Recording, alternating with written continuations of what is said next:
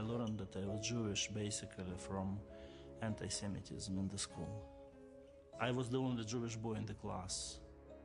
The boys jumping on me, fighting with me, attacking me with a knife for the fact that I was a Jewish. I did not feel that I am Jew. I was like this Soviet child, and I went to regular school without no Judaism, no tradition. I grew up as a convinced atheist, as a materialist. There was no place for any spirituality or any Almighty. What I remember from my childhood about Judaism and from my grandmothers,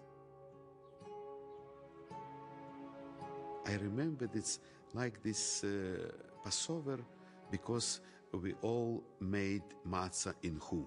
But we didn't know what matzah is all about. We didn't know about Egyptian slavery. We didn't know about Exodus. It's ridiculous. To me, being Jewish meant being different, being inferior, having some fault, some guilt, and you don't know why.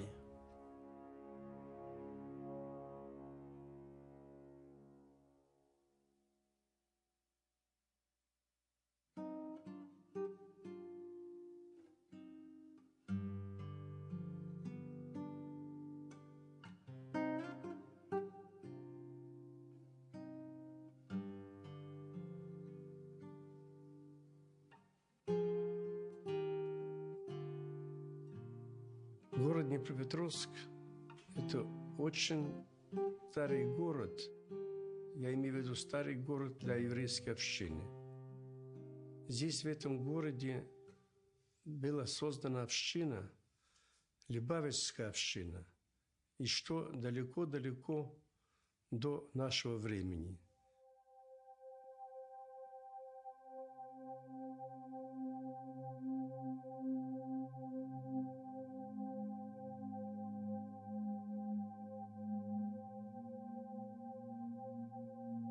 This city for the Lubavitcher Rebbe was very personal.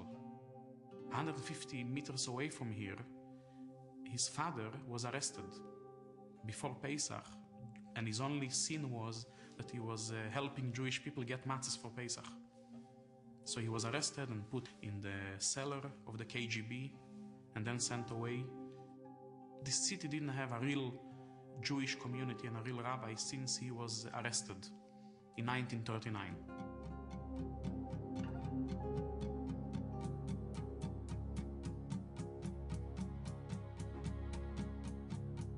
Во время войны, что немцы приказали евреям нашего города явиться в район универмага в центре города, где строились колонны, и эти колонны пешком сопровождали под дождем, осенью, холод, далекий район города, где сейчас стоит памятник.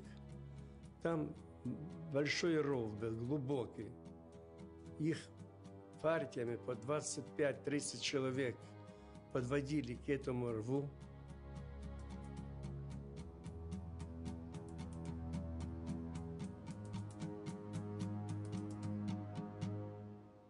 После военное время, когда евреи стали постепенно возвращаться с далекой Сибири, когда жизнь наладилась, евреи начали постепенно за ним распространяться антисемитские всякие.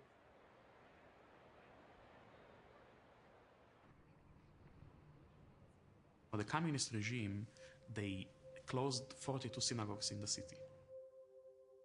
They closed down all the shuls, leave one small shul open and control it. It was locked a whole week, just an hour a week on Shabbos. He had a few old people that would come, open up the lock and just get together, still in secret. The main synagogue of the city was the heart of the Jewish people. And when it was taken away, you took away like the heart. The Jews gave up when this shul was taken away. I spoke to the people. When this synagogue was taken away, it means that's it, it's over for the Jewish people.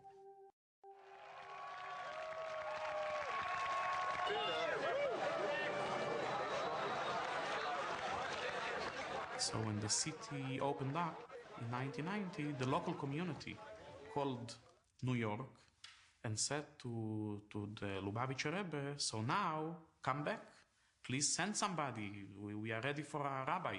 The city didn't have a rabbi for 52 years. As a girl, I always wanted to go somewhere. Somewhere was definitely not anywhere near Dnepropetrovsk or Russia.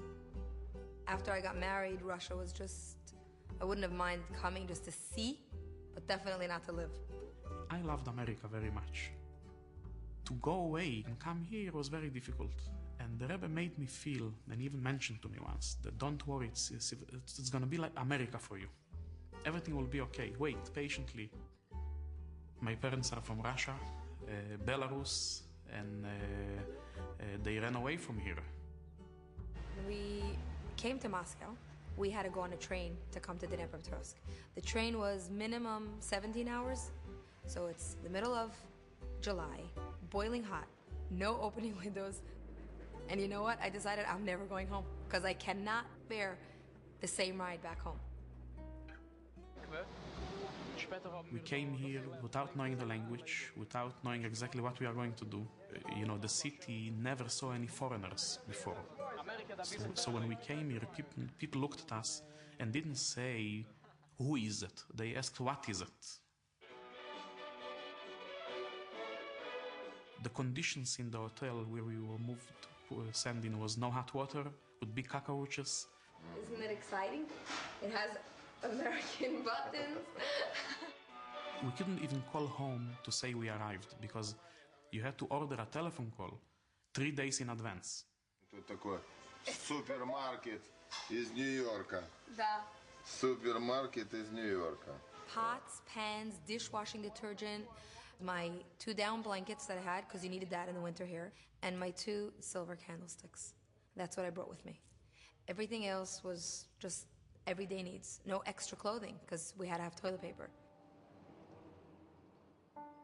In the first few days, people were very careful to talk to us, so we really thought that maybe it's a mistake, maybe there are no Jews here. We just had a few people meeting us by the train station. We came to the shul, and I think there were maybe 5 people there. People were like even standing far and aside, afraid of what's happening. On the way home, walking from here to this hotel, I started to cry. And I said to my husband, I like friends and I like new life, but I don't know what we're doing here. What in heaven's name are we doing here? But then a few days later, somebody organized a big gathering at the hotel. Of course, it was my first Shabbos away from home. And walking into this hotel, Dnepropetrovsk, and there were 500 people in the hotel waiting for us.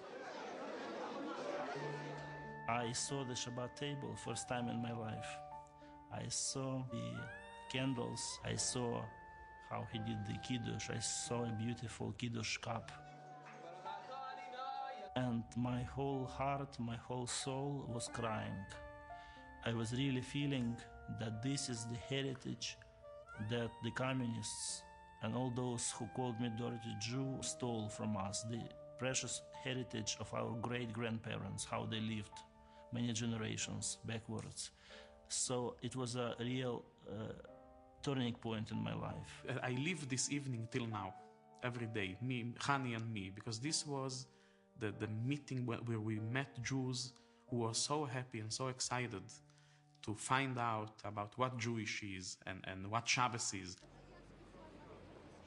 Here are people who maybe for years didn't eat kosher meat. In the beginning, we didn't know what to eat. I used to be the shochet myself for the chicken. О, судак. White fish. Это будет gefilte fish? Da. Started learning the language very slowly, and people were always trying to help us and trying to learn from us. Never dreamed of touching fish with my hands in my life. We were controlled and watched every step of us by the KGB. It was still the Soviet Union. And they didn't like the idea of foreigners coming here to organize a religion.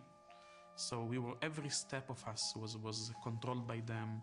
Happens to be that some Jews that were in our synagogue ended up being some of the KGB workers, actually, and we were really worried about that. Sometimes we did not know who this from the KGB sitting on our lesson and studied. It's a very careful Hebrew.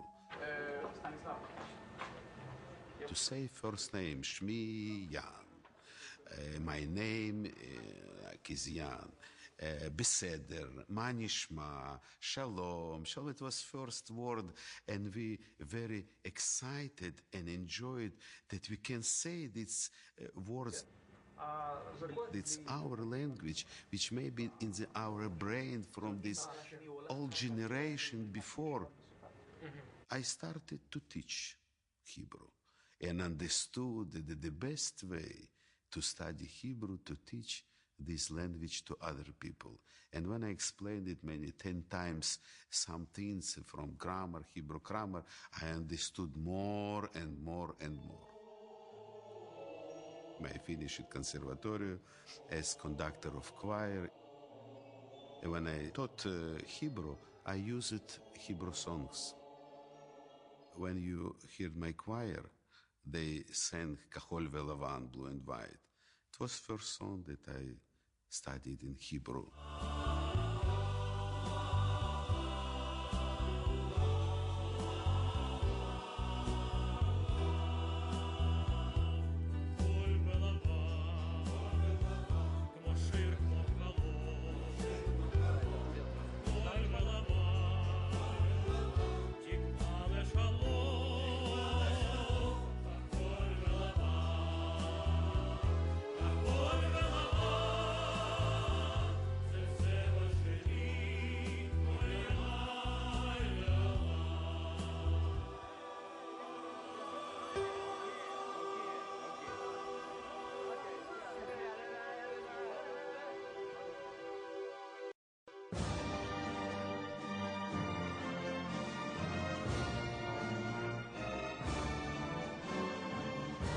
And then the coup happened, so this became Ukraine. This started to open possibility to come to Israel. And people go to Israel for better life. I was interested in going to America. That's why I was trying to study English, maybe more than others. So imagine just the scene of every week, my husband and I going to the train station, saying goodbye to them. At that point, there was really nothing here for them. I mean, we were here, but they were devastated in terms of their income, family income, food. They were in horrible conditions. So we were happy for them that they were leaving, but we didn't have a community. Our community was basically constantly drifting apart. I couldn't imagine I would stay here. And then the rabbi came to me and he said, I want you to become my assistant. It was so complimentary that he picked me for some reason I didn't even know. And I began to work.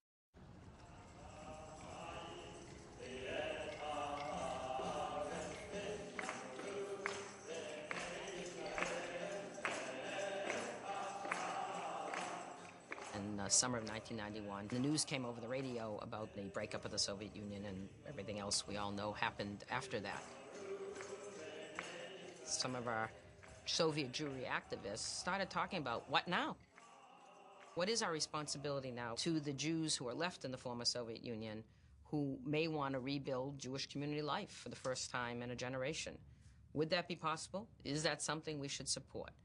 And the National Conference of Soviet Jewry was developing Kehillah projects where they were matching Jewish communities in the United States with Jewish communities in the former Soviet Union. Lots of towns were taken, community wanted to be linked with St. Petersburg or with Moscow or, with some big town or even with Kiev, someplace that somebody had, that we've heard of. But nobody wanted to be connected to Dnipropetrovsk. Why be connected to a place you can't pronounce? People said, Dnipro what? It was sort of a surprise that there were actually 70,000 Jews living in that place and that it was the fourth largest Jewish community of the former Soviet Union. And so we started to try it out. It was a real Soviet city when we first started going. Light bulbs usually didn't work. You didn't want to drink the water. You had to get shots in order to go. I mean, this was all 12 years ago. A lot of children living on duck grates just to keep themselves warm. Drug addiction among kids that you saw. People very drunk, a lot of alcoholism. You have here a big очередь, which is a line for cigarettes. Today it's not so big. Usually there's a big demonstration here. There were still food lines. The children in the day school needed clothing. There was enormous need for everyday kinds of things. I was there my first time in November, and it was the coldest I've ever been. And wasn't enough heat. It was just a fairly grim place. They made a beautiful lunch, and I remember looking down at my first course, and I looked at the salad that my grandmother served every Friday night. And I knew through the salad it was just, where they had come from. Thank God someone in our families decided to take a boat here to the United States, because you walk those streets and you absolutely believe this could have been your home. We were greeted by the most wonderful people we've ever met. So it was a wonderful entry once we met members of the Jewish community, particularly Zelik, Brez, and Jan Sidolkovsky, and Rabbi Kamenetsky. It was like people from another planets. And I only understand from their smile faces and this from their eyes I can learn only they came with some mission to learn what happens here and how to help us. At the beginning, they needed boxcars full of food. This Bob Gordon, he sent a big container of his food, with American food. So it was practical help from Bob. Bob Gordon, who was the spiritual genius behind this whole thing, owned Store 24, and he had suppliers, and we just sent over boxcars full of food. And it was our ability to deliver on that created some basic trust. Спасибо, конечно, за то, что нам это прислали. Мы гордимся этим, что именно в наш город. Shalom to all of you in Boston. In the name of the Jewish community of Dnipropetrovsk, I would like to thank all of you for your last shipment, the container that you sent to us. The rabbi had already started. The synagogue was functioning. Many more people were participating in what was going on in the synagogue. The school was already started. Rabbi Kamenetsky, to meet him is just to fall in love with his family and be embraced by his values. And that was really the beginning. In those days, the rabbi had a budgeting system in which he asked himself, do I have enough money to run all these things we're trying to run for the next month? I remember how Bob Gordon came to me in one of his first visits, and he said, if you're going to run your community this way, you will have no community soon. You can't just say, like Kamenetsky says, let's make a Purim party, which is costing $2,000. He's in debt $50,000, and he's making a Purim party tomorrow. We were in a big deficit, by the way, because money was spent and not in a planned way. I have a particular relationship with a rabbi where he at least listens, with Zelig. I think one of the reasons that we are successful is the ability of the rabbi to accept criticism, to accept comments that are not complimentary. They saw a vision. I think they saw a vision that we didn't see of we're going to keep coming. We're going to keep helping. And people always say, well, how are you going to communicate? It just happens. That's really actually not the challenging piece. The idea was that Boston expertise would be used, get people who wanted to give that expertise, were excited about the relationship, and where we could really help. My oldest granddaughter has cerebral palsy. From a personal point of view, I knew its impact. We asked them, how do you help children with special needs? And her answer, I'll never forget this, was there are no children with special needs in Dnipropetrovsk. Our children are perfect. We had brought equipment and puzzles with knobs to make it easier, And she saw those things and she wept and wept and wept. And then the story came out. Yes, there were children with special needs. The state wanted to institutionalize them. And those parents who fought the state kept the children at home. Мой сын Миша, ему 19 лет. У него детский церебральный паралич. Через некоторое время я поняла, что никто не собирается в нашей стране его учить. И каким образом это делать, вообще непонятно. The Soviet Union calls that field defectology. It was against the law in Ukrainian law for children with disabilities to attend school. These were the unspoken members of the Jewish community and the general community. And the only thing they were guilty of was having a disability. Выпускница колледжа Бет-Хана. В 90-е годы на территории бывшего Советского Союза стали открываться еврейские школы. Понятно, что возникла необходимость в обучении, в подготовке собственных учителей, которые знали бы менталитет народа, той страны, в которой это все происходит. Бет-Хана – это педагогический колледж, который дает специальности учителя младшей школы.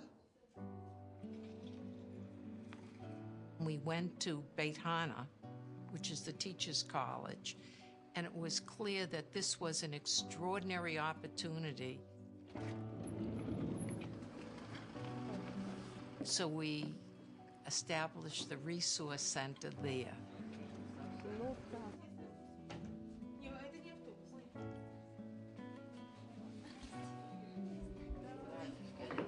Как настроение? Поэтому мне пришлось оставить свою основную работу. По своей специальности я инженер-химик.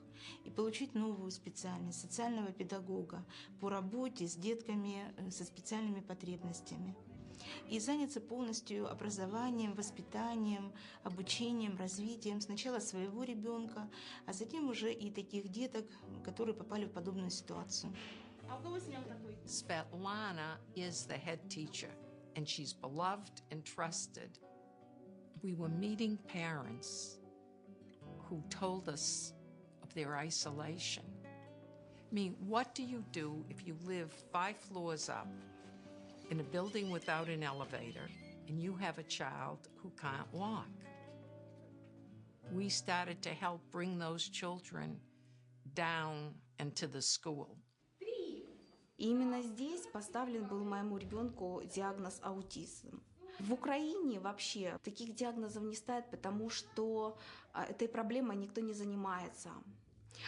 Детям говорят, точнее родителям, мой сыночек Данюша, он очень ласковый мальчик, достаточно своеобразный, потому что он сам изнутри, его психика строит оковы, через которые очень тяжело к нему достучаться. Но я верю, что мы наладим контакт. We would bring in or send in everything we could get our hands on, art supplies, music supplies, Russian books. And we brought in a lot of assisted technology and physical therapy. And little by little, brick by brick, we were introducing changes. I remember Judy Wolf. And I cannot understand, so respectable a woman came here from America for the children with disabilities. And then when I first time visited America for seminar which she organized, I understood, because I saw in her family, her granddaughter was children with disabilities. So people who has troubles in their life came here to help another people with the same problem. And then it changed my mentality. One of our newest projects is the microenterprise loan program, where we're providing loans for women who want to start businesses. приезжали коллеги наши из бостонской общины и рассказывали нам об этой программе. Суть программы в том, что женщины малообеспеченные, иногда без мужа, с детьми-инвалидами бывает, могут получить суду кредит под меньший процент, чем это возможно сделать в банке, и самое главное, без всякого залога. То есть это программа полублаготворительная. Значит, моя семья такова. У меня дочка, ей 8 лет, и отец инвалид, он без ноги. Помилите еще раз. А какой это размер? 38, это один остался, их просто... Таким способом я поддерживаю свою семью. Я единственный человек, который работает в семье. И для чего именно вам нужен наш кредит? Я не скажу, что было тяжело, но я писала бизнес-план. Мне пришлось свою идею передать на рассмотрение. Наташа помогла составить бизнес-план. Вторую точку. Можно сказать, что она меня заставила. Она заставила меня поверить, что это нужно, что этот рост необходим. Вы знаете, я думаю, что этот бизнес мог бы вообще не развиться. Без начального капитала, и как бы мне нравится то, что я занимаюсь бизнесом, это дает мне определенную свободу общения с моим ребенком. То, что я не так привязана к работе. Но мы так думаем, что это даст возможность женщинам поверить в себя, в то, что они смогут что-то сделать сами, своими руками. Мы постараемся помочь. Я надеюсь, Божьей помощи поможет. The average life expectancy for a man in Ukraine is 62 years. Clearly, 15 years younger than this country. We'd be taken to visits of very, very poor, very infirmed elderly. And my first home visit, I will never forget as long as I live. I walked 4 stories up, a 4-story walk up. There was no plumbing. There was a elderly woman lying in her bed. She took my hand and held it so hard and said, "Gesei gesund." Retirement age was about 55. Walking down the streets, you see what are called pensioners begging or selling little trinkets, little bottles they had collected in order to just survive. It became very clear that there were very many impoverished, sick, isolated, elderly people living in some of the poorest conditions. I talked to the rabbi, Anyan Sidolkowski, and I said, I don't understand. You're taking us all around the city to people's homes that are hovels. Wouldn't it make sense to bring people together in one place and have some kind of home for the elderly? And slowly, piecing together some money and with some donors and some help, they decided that they were going to develop an assisted living center, a home for the elderly, Beit Baruch. This project is not fully funded yet. What could we do? Well, we could do money, but money wasn't what this relationship has been based on. The amounts of money we give or could ever give are going to be small in comparison to the great needs. What we were able to do is bring a group of experts to work with them on how to create this. Beit Baruch, it was modeled after Hebrew Rehabilitation Center. My wife and I, both in the middle of our careers, wanted to do something that could make a bigger impact than what we felt we were doing on our day-to-day work. We spent 3 months from October to December 2004 in Dnepropetrovsk, which we could barely pronounce at that point, which was quite an experience. I felt that I had gone back probably 60, 70 years in medicine. It was very tricky. You don't want to impose your way in a culture that may be different and may have different expectations and different beliefs. Nancy Kaufman, she told me, come to Boston. I will show you how it's work in Boston. They came over with people, and all of this has been a back and forth. Their staff came here. All leaders of our Jewish institutions went to Boston, and each one of them received training and really went through an eye-opening experience, each in his field. Little things, name tags on the rooms that say the people's names to give them dignity. Поручни для того, чтобы удобно было держаться. They hadn't thought about handicapped bathrooms. They had no machinery. They had no exercise program. In 2003, I started the first exercise classes.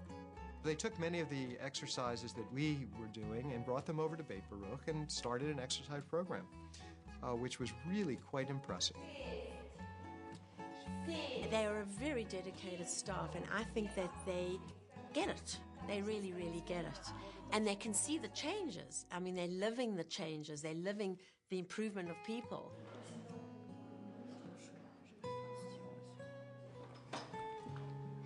This Beit Baruch. You know what it means? Beit Baruch, it is blessing home. Beit, it's home. Baruch, it is blessing home. Some people was very surprised. It not was built for rich people. It was built for elderly people, for very poor people who lived in not human condition. Holocaust survivors and victims of communism, people who came from really terrible conditions. Help it to elderly people. For me, it's very important. They remind me my parents. This was a reason to organize choir of elderly Beit Baruch.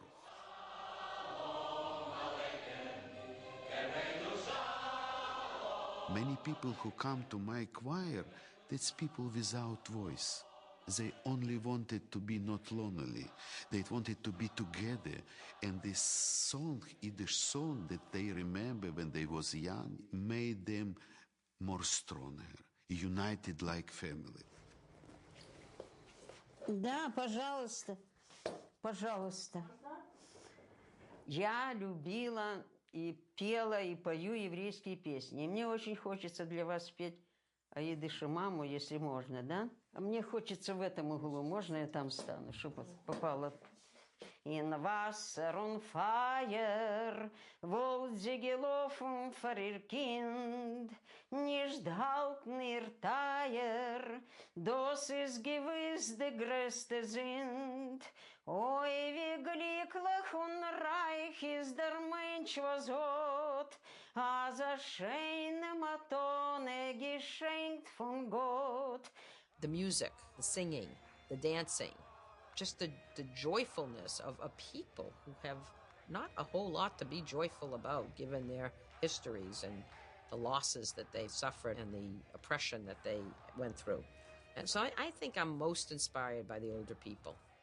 They're still living that history of the Jewish people.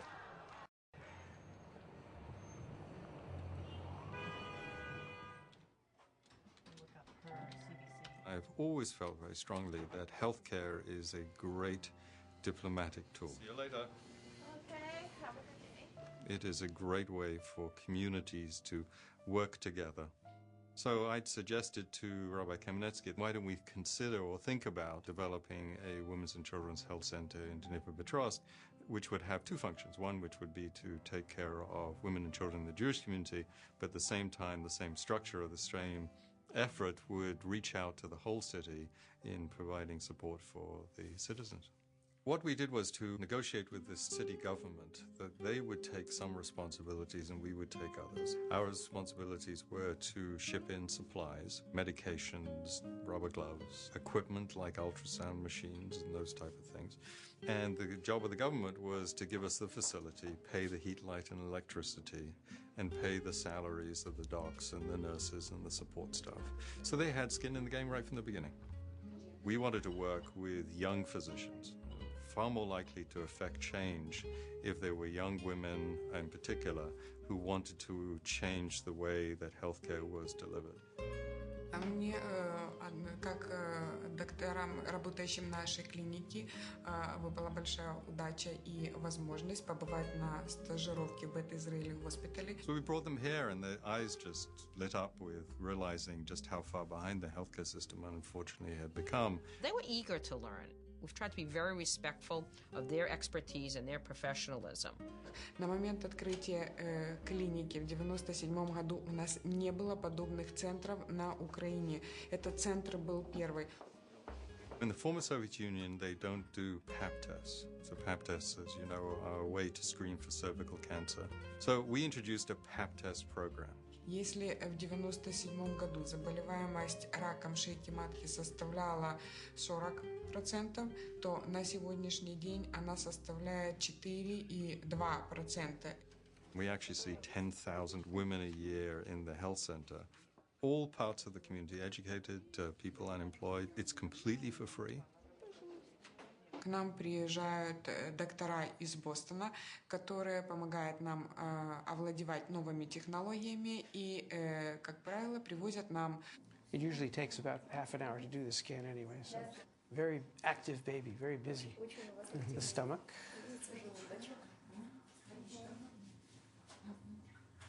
And you can see everything fine with the baby's heart. They've redone a lot of the maternity hospital. They've cut their infection rate. They've moved their total number of days in hospital very close to the norms of what we have in the United States. We're now working on a whole new mammography program that Dr. Sachs has helped to set up with the program directors here. So it's really quite exciting.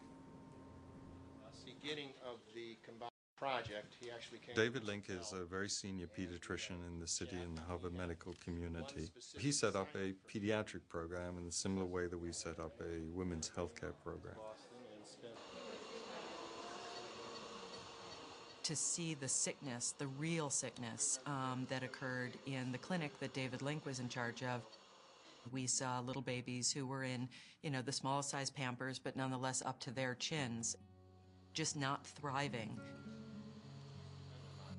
David Link turned to all of us and he said, and to think many of these children will die due to vaccine-preventable disease. My husband Charles and I lost a baby. We lost a baby boy at 38 weeks in January of 1998.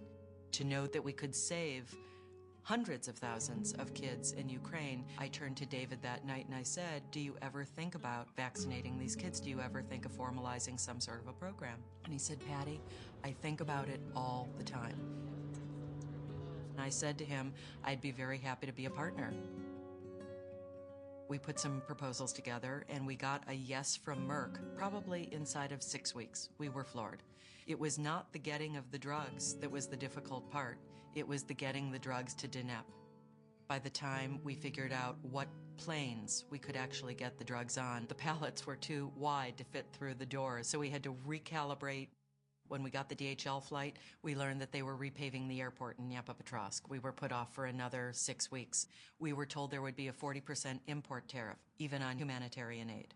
So we then had to find somebody in the parliament who could get the tariff waived. So from the yes that we got from Merck for the hepatitis B vaccine, it probably took another 6 or 7 months before we could actually get the vaccine there.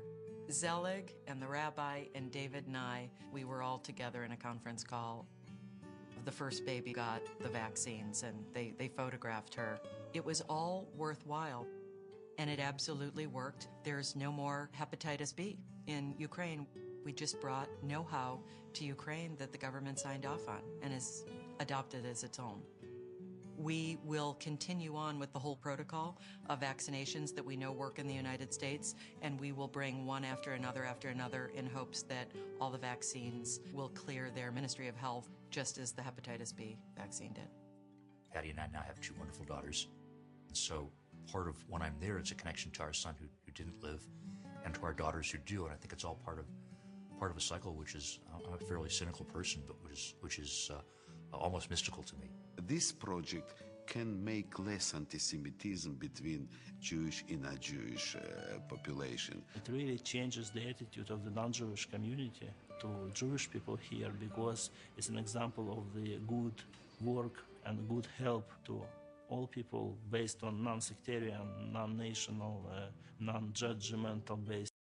The fine line broke where the local people started actually making a better income. In the beginning, it was difficult to explain the idea of tzedakah, of charity. What is giving all about? What is giving of what you have? Many people from Boston really helped this by coming here and showing their example. I regard my role as sort of a soldier in the rabbi's army. And he would bring me around to local businessmen, and he'd say, look, he comes all this way from Boston, and, to help, why aren't you doing more? The rabbi was able to transform the mentality of the local business people. Thank God, it's once they start giving, they don't stop. You have people who are getting jobs, make a living. We have a wig factory, religious women who cover their hair, but they want to look nice. So we have a wig factory that is giving 450 jobs to local people, and it's exporting its products worldwide. We have also a matzah bakery here that is exporting matzot worldwide, handmade.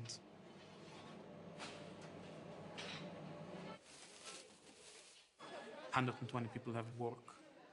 Oh, and our salami now and our meat products are also going everywhere. It's a corporation. Today, 500 workers, thousands of students, dozens of buildings. It's a charitable corporation.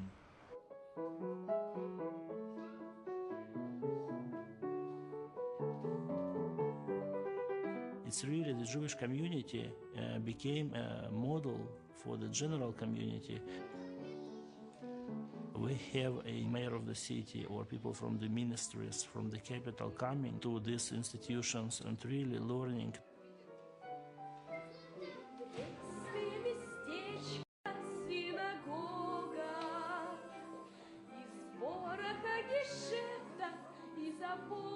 There really is a book for Jews. This book for Jews tells us how to build community. And it tells us you have to have the Beit HaKnesset, the synagogue. You have to have the Beit HaSefer, you need the school. And you have to have a chesed, or a society. You have to care about people. And here in front of my eyes, in a way that just you don't see because we're so fortunate here in America, it was happening. And we had the opportunity to be part of truly a miracle of rebuilding Jewish community life. First kind of help, this to give fish to people, and he can eat and can say you, thank you, now I not died from this hunger. And the next step, you can teach him how to fish. But third step, change his mentality. If he take 2 fish, 1 fish, we need to give to another who need it. I don't have any things anymore that I cannot achieve. And I really want my children to become Jewish people like their great-grandparents were. I have to be a model for them. I really feel embarrassed when they ask me questions and I cannot answer. My daughter, she told me, Father, let's go buy a Jewish cartoon. I was sure there is no Jewish cartoon here in Ukraine. She said, I'm telling you there is.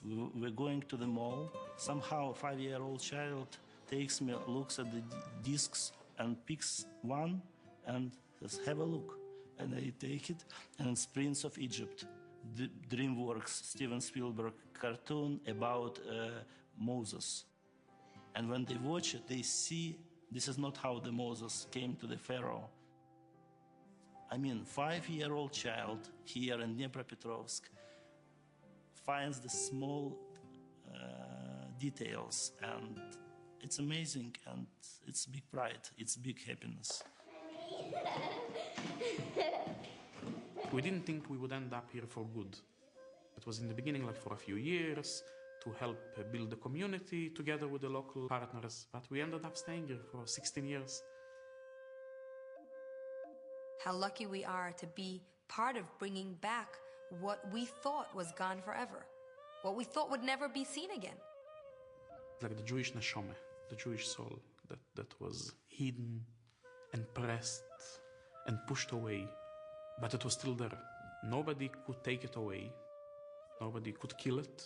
So if now we are sitting here and talking about the revival of the Jewish community, that means that this Jewish soul, which is what being Jewish is all about, is coming out again. It really means that if you want to do something, if you have a good goal, everything is possible. You just need to have a goal and a desire to do something good.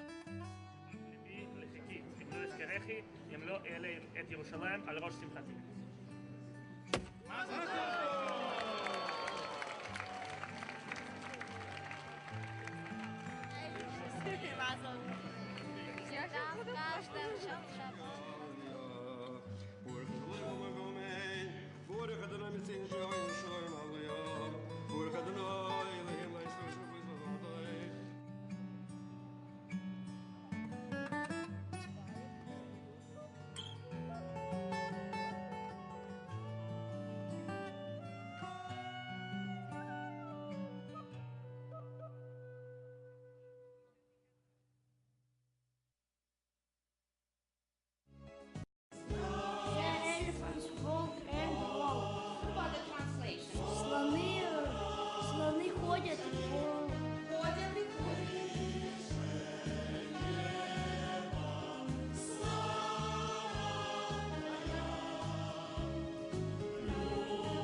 такие садишься.